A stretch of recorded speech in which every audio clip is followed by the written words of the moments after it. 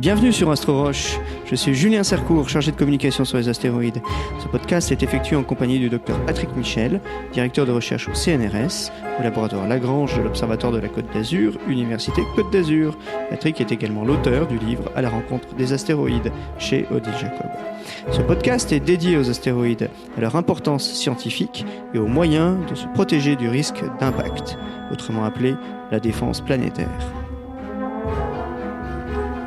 Bonjour Patrick Michel, Nice est aujourd'hui, cette semaine et la semaine précédente également, au centre de la protection des mers et des océans puisqu'elle accueille notre belle ville, le congrès des villes côtières. Et en même temps, il y a toujours dans notre belle ville de Nice, le sommet des Nations Unies sur l'océan. Alors concrètement, que peut apporter votre spécialité, l'astrophysique, à l'étude des océans ? Alors en fait, c'est très intéressant parce qu'effectivement, là, Nice est au centre de la protection de l'eau sur Terre, finalement, oui, qui est absolument vitale pour une vie qui repose sur notre chimie. Et l'astrophysique, en fait, nous enseigne deux choses. D'abord, quelle est l'origine de cette eau, parce que finalement, comment elle est arrivée là. Et ensuite, est-ce que notre planète est unique en son genre en ayant de l'eau liquide à sa surface, ou alors est-ce que on en trouve ailleurs dans le système solaire? Et avec le corollaire, est-ce que si on en a ailleurs, est-ce que ça peut accueillir la vie?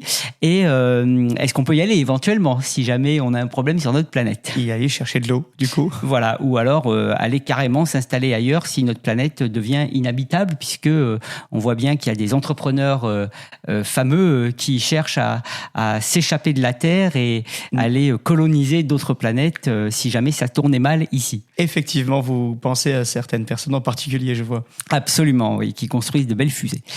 Et donc en fait, c'est très bien parce qu'à l'Observatoire de la Côte d'Azur, qui est à Nice, donc ça a tout son sens. Oui. Eh bien, d'abord, il y a un laboratoire qui s'appelle GeoAzur qui étudie les sciences de la Terre et donc l'océan. On a l'Institut océanographique de Villefranche qui est à côté aussi, donc là, pleinement impliqué.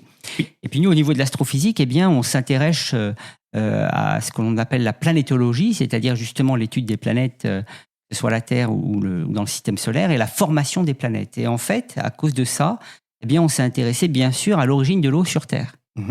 Puisque ces océans-là, faut pas l'oublier, couvrent 2/3 de la surface de la Terre. Mais si je concentre toute l'eau, salée, non salée, dans une sphère, eh bien, cette sphère fera une taille de l'ordre de 1400 km, un diamètre de 1400 km. Ça veut dire que c'est à peu près la taille du Texas, ou la distance de Nice à Londres. Donc on s'aperçoit qu'on a un biais observationnel. Notre planète est bleue, elle est couverte d'eau, oui. Mais en réalité, cette eau ne représente rien par rapport à la masse de la Terre. Et quand on la concentre finalement dans une sphère, ça ne fait pas grand-chose. C'est énorme comme biais observationnel. Absolument. Et si j'extrais l'eau douce, oui, j'arrive à une sphère qui fait à peine 300 km de diamètre. 300 km voilà. De diamètre. Et si j'extrais l'eau potable, 50 km. Alors heureusement, il ne faut pas être complètement négatif et effrayer les gens. On a un cycle de l'eau. Oui. Qui fait on que. On apprend ça très tôt à l'école. Donc, mais ça veut dire quand même qu'il ne faut pas penser que l'eau potable, on en a tout le temps, partout, de façon également répartie. C'est pourquoi il faut faire attention. Oui. Parce qu'elle n'est pas toujours disponible partout et en quantité qui est la bonne.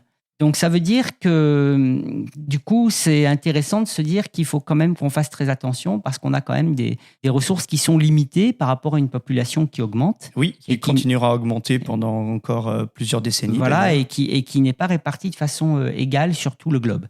Donc, une fois qu'on a dit ça, ça veut dire aussi du point de vue de l'astrophysique que finalement, pour avoir de l'eau sur Terre, il ne faut pas en amener beaucoup. Et du coup, eh bien, on sait, grâce à des scénarios, des modèles théoriques, on a pu constater que lorsqu'on forme les planètes, et en particulier la Terre, eh bien, à la fin de la formation de la Terre, il y a eu beaucoup d'impact. Et il se pourrait, si les corps qui sont rentrés en collision avec la Terre étaient riches en eau, mais même en n'ayant que 20% d'eau ou moins, eh bien, ils pouvaient finalement reproduire l'abondance de l'eau sur Terre.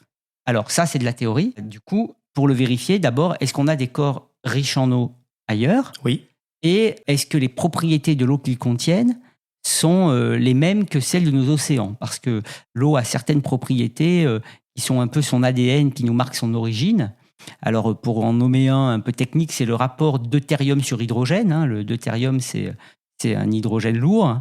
Lourd. Voilà, et le deutérium est primordial. Il n'est fabriqué que par le Big Bang. Ah. Et pour des raisons un peu techniques, ce rapport deutérium sur hydrogène nous donne une trace d'où vient l'eau. C'est une carte d'identité de l'eau? C'est un petit peu une carte d'identité, on peut le dire comme ça. Et on a pu le mesurer justement sur des petits corps, des comètes et des astéroïdes, et des météorites aussi. Et il se trouve que les comètes qui viennent des confins du système solaire sont ces corps glacés qui sont nés bien au-delà de Jupiter. Eh bien, les premières mesures nous donnaient un rapport qui est 3 fois plus élevé que le rapport deutérium sur hydrogène de nos océans. On a trouvé depuis certaines comètes qui ont le même rapport deutérium sur hydrogène que nos océans. Et surtout, on a vu que les astéroïdes, en particulier les météorites carbonées, ont le même rapport deutérium sur hydrogène. Donc on s'approche d'une solution. Alors voilà, on se dit peut-être que c'est eux qui ont apporté l'eau. Alors pour des raisons dynamiques, de trajectoire, on a du mal à faire venir autant de comètes qu'il en faudrait pour entrer en collision avec la Terre. Même dans le cadre du modèle de Nice et de la danse. Il n'y a pas assez de comètes qui viennent pour apporter l'eau. Elles ont pu contribuer à l'atmosphère. L'eau, c'est plus difficile. Par contre, les astéroïdes, lors de ces instabilités, on en a eu assez qui ont tapé la Terre. Et s'ils avaient de l'eau, ont pu finalement délivrer l'eau. Et il se trouve qu'effectivement, on a ramené des échantillons d'astéroïdes. Ça fait l'objet de quelques podcasts. Et évidemment, avec Hayabusa 2, Osiris-Rex. Voilà. Et on a pu constater une chose extraordinaire, c'est que dans les échantillons qu'on a ramenés, on a pu identifier et trouver des sels minéraux, en particulier des carbonates, qui sont en fait les témoins du fait que l'objet qui portait ces échantillons, qui était le corps parent de Bennu, parce que Bennu est en fait déjà un astéroïde qui vient d'un corps plus gros, eh bien celui-ci devait être riche en eau, qui était elle-même riche en sels dissous, un peu comme des saumures. Finalement. Et effectivement, ça a fait même la une du journal Nature. Exactement. On a trouvé des sels dans Bennu et donc c'est la preuve qu'il y a eu une eau de type saumure et finalement il y a eu de l'évaporation, ce qui a donné naissance à ces carbonates, un peu comme dans les marais salants. Donc ça veut dire que dans le système solaire précoce, on avait, alors quand on exagère un peu, des mondes océans, c'est-à-dire des corps qui avaient beaucoup d'eau liquide, qui ensuite ont été transportés. Une partie de cette eau s'est évaporée. On a des minéraux hydratés finalement maintenant, c'est-à-dire l'eau est encore piégée dans les cristaux de certains minéraux.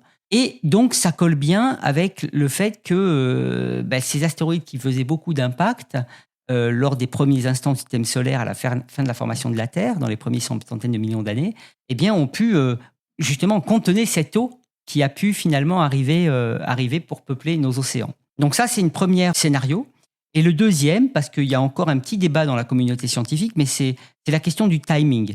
Est-ce que l'eau contenue dans les océans, finalement, faisait partie des premiers agglomérats qui ont commencé à former la Terre ?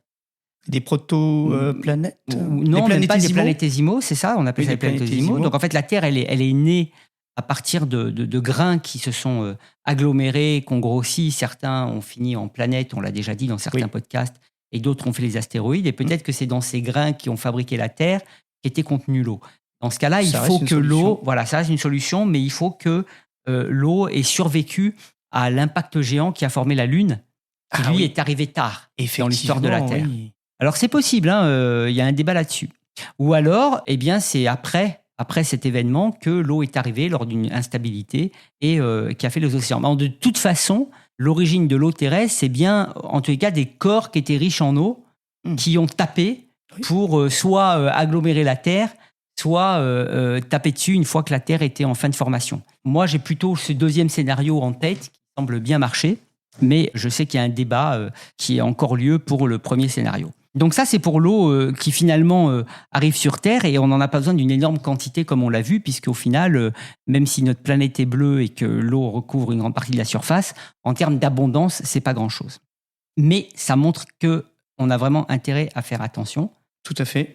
Et du coup, si l'eau est présente sur Terre actuellement, quand on réfléchit un petit peu, quand on voit le système solaire, on se dit qu'il pourrait y avoir de l'eau sur d'autres planètes du système solaire. Tout à fait, puisque ces impacts que la Terre a subis, Mars les a subis, Vénus les a subis, etc. Et des lunes de planètes géantes gazeuses. Absolument. Et même, on a au départ, l'eau, elle est stable, sous forme de glace, elle se condense à la distance à peu près de Jupiter au Soleil. Oui. Donc, dès qu'on est au-delà de Jupiter... Et Jupiter a de nombreuses lunes. Exactement. Donc, et Saturne. Et dès qu'on est au-delà de Jupiter, l'eau est condensée en glace. Oui. Après, pour qu'elle soit liquide, il faut qu'il y ait un peu de chauffage. D'ailleurs, ça, c'est très intéressant.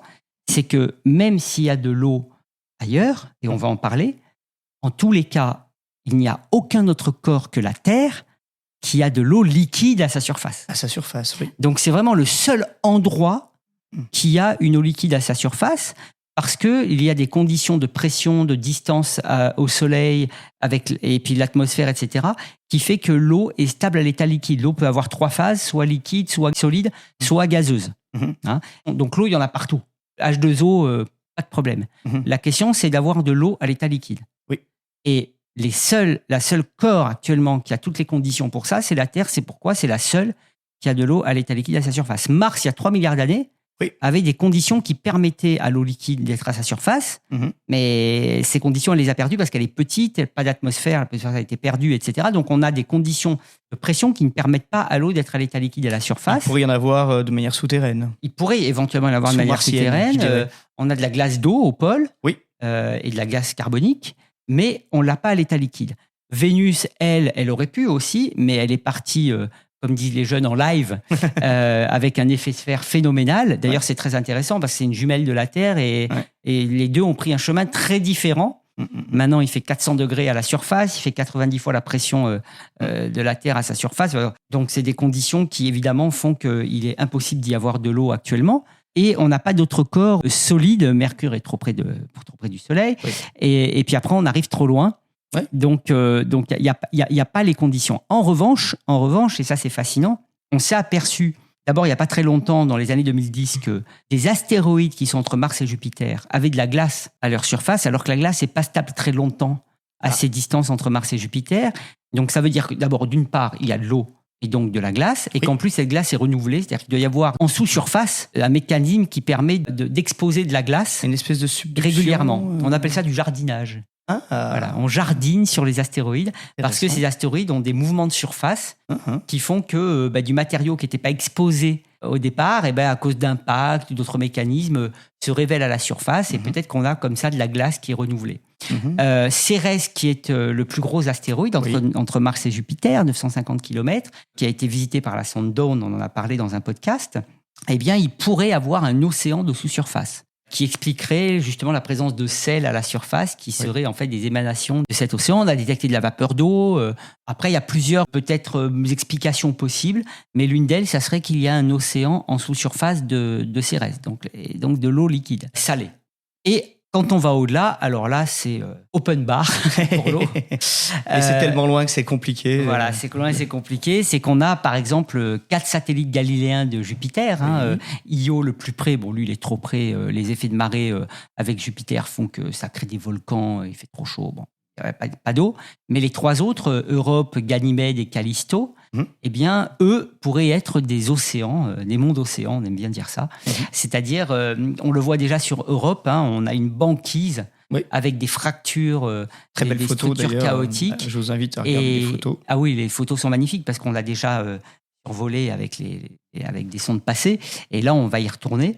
Et en fait, on a cette banquise on détecte des expulsions de matière, des petits geysers, de la vapeur d'eau, et on sait qu'on a le chauffage qui est produit par les forces de marée de Jupiter. Donc, on a les conditions pour avoir un océan chauffé avec de l'énergie.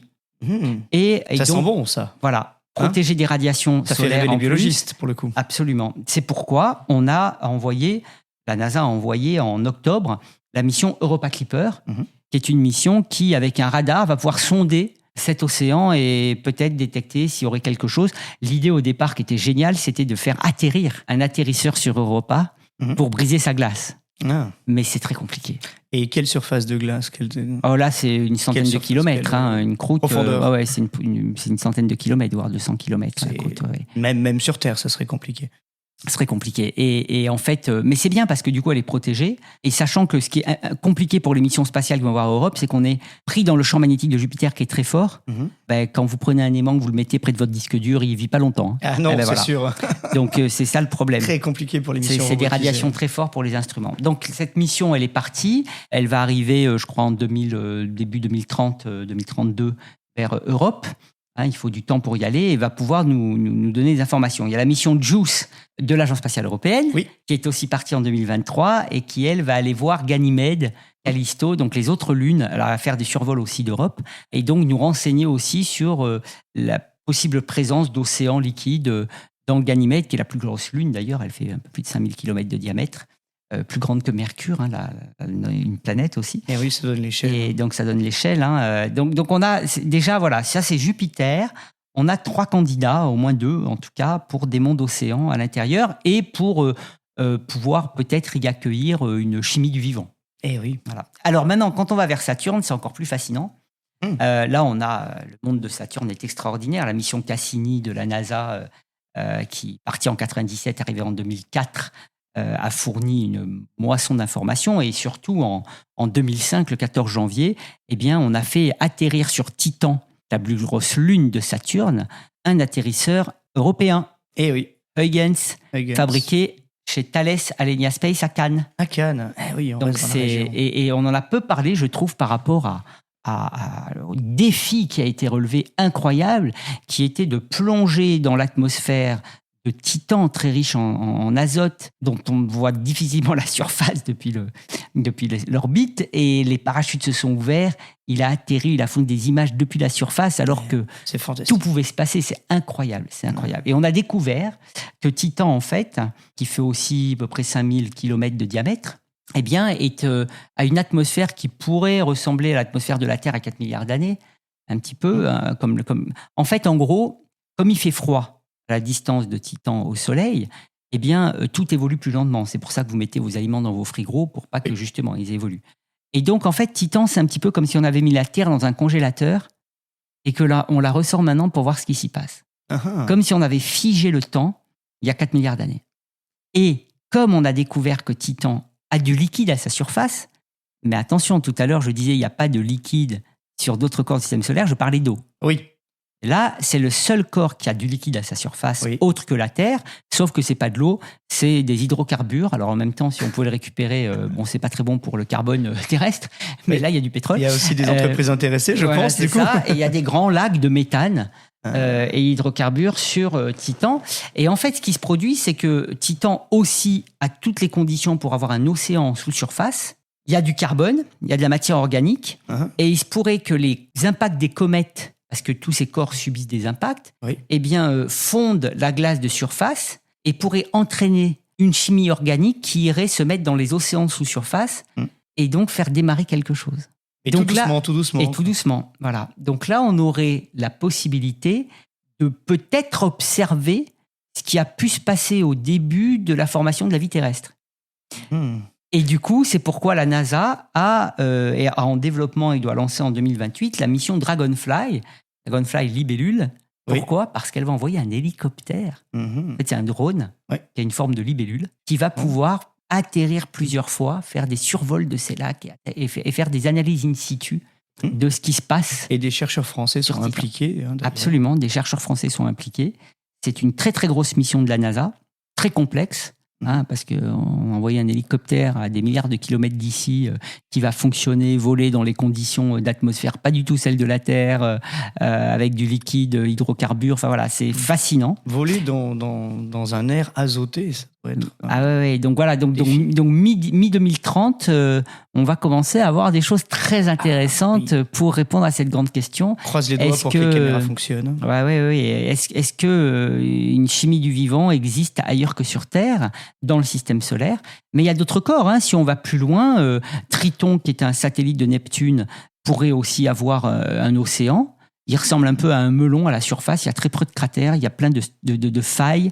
C'est de la glace, bien sûr. Et à l'intérieur, il y a aussi toutes les conditions pour avoir un océan. Et puis, on a même Pluton, dont certains modèles disent qu'il aurait aussi un océan liquide à l'intérieur. Pluton, on a même de la glace d'azote tellement il fait froid. Il fait plus de moins de 200 degrés à la surface. C'est très actif parce que Pluton a une trajectoire très allongée. Donc, quand on est au point le plus près du Soleil, on a une atmosphère qui se génère. Puis quand on est très loin, c'est tout glacé. Donc, on a des saisons assez drastiques et peut-être aussi quelque chose qui pourrait se passer. Et puis, bien sûr, on a d'autres corps dans la ceinture de Kuiper au-delà de Neptune, c'est la région où est Pluton. D'autres planètes naines. comme Pluton, Charon. qui pourrait aussi accueillir. Alors Charon, c'est une lune de Pluton. Là, on ne pense pas qu'il puisse y avoir de l'eau en sous-surface, elle est plus petite. C'est plutôt les corps type planète naine comme Oméa, Makemake, enfin Makemake, oui. voilà, qui sont peut-être candidats. Mais là, on est vraiment très loin, on a du mal à les observer. Pluton, l'avantage, c'est qu'on a une mission New Horizons qui l'a survolé en 2015, donc on a de vraies images, de vraies données. Superbes images. Voilà, qui sont prises quasiment in situ. C'est incroyable. Pour un survol, les images qu'elle a pu faire, on voit des montagnes d'azote glacé. C'est incroyable. Donc vraiment, dans les confins du système solaire, et y compris autour des planètes géantes, on a des candidats pour accueillir de l'eau liquide. Donc ça, c'est très bien. Par contre, ça sera pour nous renseigner sur la présence de l'eau ailleurs que sur Terre, sur une possible vie ailleurs que sur Terre. Ah, j'ai oublié Encelade. Vers Saturne. Encelade, c'est un corps de 500 km de diamètre, donc là, on va à des tailles beaucoup plus petites. Mais alors lui, il y a des geysers de ce qu'on appelle du cryovolcanisme, c'est-à-dire du volcanisme de glace au lieu du volcanisme de roche. On en a aussi sur Europe. Qui montent à des distances. Voilà, et là, on a détecté des carbonates, des sels minéraux. Donc ça expulse, encore une fois, une eau salée qui a toutes les conditions pour, encore une fois, peut-être générer quelque chose d'intéressant. Et d'ailleurs, il y a des études de mission pour aller explorer Encelade et peut-être même capturer de cette matière expulsée pour l'analyser. Donc c'est des missions sur très très long terme et très complexes. Mais bon, voilà, tout ça pour dire qu'on a quand même des belles perspectives d'étudier ces corps-là, ces mondes océans, pour nous dire si est-ce que l'eau suffit finalement et toutes ces conditions réunies pour générer de la vie ou pas. Parce que c'est la grande question. Hein. Est-ce qu'on est seul ? Est-ce qu'il suffit de toutes les conditions pour accueillir la vie ? Et sans parler de l'eau dans d'autres systèmes planétaires. Oui. Puisque là aussi, on les cherche. Hein. On a le James Webb qui, après avoir découvert, même depuis le sol, hein, depuis Didier Mayor et Michel Mayor et Didier Queloz qui ont le prix Nobel pour ça. En 1995, ils ont découvert la première planète de Haute-Provence. Voilà, autour d'une autre étoile. Eh bien, on a découvert des milliers de planètes. Et maintenant, on cherche à caractériser leur atmosphère. Et donc, le James Webb aide énormément pour ça. On cherche des signatures qui nous diraient qu'il y a peut-être une activité biologique. Potentielle preuve de vivant. C'est très compliqué. Hein. Mais déjà, détecter l'eau sur d'autres planètes, on commence à le faire. Et la bonne nouvelle, c'est que je pense qu'on va trouver, probablement, pour l'instant, on ne l'a pas, hein, mais une Terre comme la nôtre. Maintenant, savoir s'il y a de la vie ou pas, ça sera plus compliqué. Et puis surtout, on ne pourra pas y aller. Voilà. Trop loin. Donc c'est là le regard de l'astrophysique sur notre planète, pour revenir à notre océan, c'est qu'on a vraiment intérêt à le préserver, à le protéger, parce qu'il est vital et on n'a pas de plan B. Et non, parce que si nos robots peuvent explorer notre système solaire, nous tout est loin. Nous, déjà faire 400 km et arriver sur l'ISS, c'est très compliqué. Voilà, tout est loin et donc on le voit bien quand on a une image magnifique prise par Cassini depuis les anneaux de Saturne, où on voit notre petit point bleu, on s'aperçoit qu'en fait, on est vraiment isolé dans un océan de vide et que ce petit point bleu, c'est le seul d'ailleurs qui est bleu. Et c'est là qu'on vit et c'est là qu'on ne pourra pas s'extraire pour pouvoir y aller. On voit déjà des robots pour les amener vers Jupiter, ça prend 6-7 ans. Proxima du Centaure, qui est l'étoile la plus proche de nous, c'est 4,22 années-lumière. C'est-à-dire que même en voyageant à la vitesse de la lumière, ce qui est impossible pour nous, il faudrait 4 ans et quelques. Et avec nos technologies, il faudrait des dizaines de milliers d'années pour y aller. Donc l'espace est hostile. Et donc la moralité, c'est que déjà, on le voit, une toute petite variation du climat crée des grandes perturbations pour l'espèce humaine. C'est vrai. Et d'ailleurs, ça a été le cas, je parlais avec un paléontologue qui me disait qu'il y a eu des période d'échauffement lors des premiers instants de l'humanité, mais qui s'est allé sur 10 000 ans. 10 000 ans. Et on voit quand même les effets sur 10 000 ans. Et là, on va avoir le même échauffement, mais cette fois-ci sur 50 ans. Donc, et on s'aperçoit que quand on parle de réchauffement, on n'augmente pas de 20 degrés, on augmente de 1 à 2 degrés. Et ça crée des bouleversements. Eh bien, toute autre planète a des conditions, des ordres de grandeur pires que ça. Évidemment. Donc, c'est la seule. C'est la seule. Donc là, vraiment, c'est ça le discours de l'astrophysicien, c'est de dire, faisons attention, protégeons-la, faisons en sorte qu'elle reste encore vivable. Et mon discours à moi, c'est de dire, on a des grands défis devant nous, mais c'est pas foutu. Non. Et ça, c'est très important. Faut pas angoisser les jeunes. On peut trouver des solutions. Mais absolument. Il faut continuer à s'émerveiller. C'est très important d'avoir un regard positif, s'émerveiller pour pouvoir... ça donne un peu l'énergie pour se battre et pour se mettre ensemble, pour relever ces défis-là. Ça va être très difficile. Il y aura certainement des échecs, on ne va pas tout résoudre, Mais c'est la vie, ça. Et on le voit dans l'espace, toutes les missions dont j'ai parlé et toutes les missions auxquelles je participe, on a d'énormes difficultés. Parfois, on a l'impression qu'on ne va pas y arriver. Mais c'est parce que justement, on se dit que non, on va y arriver, qu'on se met ensemble et qu'on trouve des solutions. Le cerveau a cette capacité, quand il regarde un défi de façon positive, à trouver des solutions qu'il ne trouve pas s'il se met avec un regard négatif. Comme quand vous avez un taureau derrière vous, vous courez toujours plus vite que si vous ne l'aviez pas, parce que ça vous donne une énergie supplémentaire. C'est pas scientifique ce que je dis, mais peut-être que ça s'observe dans le cerveau, j'en sais rien. Mais en tout cas, c'est comme ça. Donc, tous les défis qu'on a relevés sur Terre, et ils sont énormes, eh bien, il faut donner la force à nos jeunes et le courage de les affronter, et l'envie. Voilà, la passion. C'est plutôt un challenge intéressant, parce qu'on n'a pas le choix que de le relever. Et donc, c'est un peu ça le message. C'est de dire, voilà, toute l'approche qu'on a dans l'espace, si on utilise la même sur Terre, en coopérant de façon internationale, multidisciplinaire, avec passion, on doit arriver à relever ces défis, peut-être pas parfaitement, il y aura des pertes, des fracas, mais on doit pouvoir se relever et arriver à faire en sorte que notre espèce, et bien sûr toutes les autres, parce que la biodiversité, aussi bien marine que terrestre, elle est essentielle, eh bien qu'on puisse, entre nous tous, arriver à survivre sur cette planète qui est magnifique et qui ne tient qu'à nous pour la préserver. En fait, ce qui est très intéressant aussi, c'est que les politiques commencent à se rendre compte, ou en tous les cas les autorités, qu'on ne peut pas ignorer la science. Et d'ailleurs, j'ai beaucoup aimé ce qu'a dit le maire de Nice, Christian Estrosi, qui a vraiment insisté plusieurs fois sur le fait que la science n'est pas une opinion, et que donc la science doit guider les décisions politiques qui, bien sûr, sont multiparamètres. Donc, c'est d'ailleurs pourquoi je pense que c'est bien que les scientifiques ne soient pas les décideurs. C'est pas le même travail. Il y a des impacts sociétaux, par exemple, dans les décisions que les scientifiques ne prennent pas nécessairement en compte. Les scientifiques vont dire que l'océan se dégrade ou donner des quantités, mais ensuite, c'est les décideurs qui doivent en tenir compte. Et le maire de Nice a bien insisté en disant que la science n'est pas une opinion, qu'il fallait l'écouter et qu'il fallait aussi qu'on tienne compte des découvertes qu'elles ont faites et donc des connaissances, et qu'on encourage aussi les recherches pour justement combler les lacunes lorsqu'il y a lacunes et qu'il y a des incertitudes. Donc je trouve que c'est une approche extraordinaire, parce que c'est vraiment comme ça que ça doit fonctionner. Les scientifiques doivent fournir aux décideurs les connaissances actuelles, fiables, et aussi en précisant les niveaux d'incertitude. Et pour tout ce qui est justement les incertitudes, eh bien, il doit pouvoir avoir le soutien pour pouvoir mener à bien les recherches pour lever ces incertitudes, et qui parfois d'ailleurs vont revisiter certaines choses qu'on considérait comme le plus probable, puisque la science, c'est ça, c'est toujours des allers-retours. Il y a ce qui est factuel, et ça c'est première chose. Il y a ce qui est le chemin le plus probable d'après nos données actuelles, et puis il y a toutes les vérifications et les nouvelles connaissances. Effectivement, c'est un très très beau message, Dr Patrick Michel. Nous nous retrouverons pour aborder un tout autre sujet très bientôt dans un prochain épisode d'Astro Roche.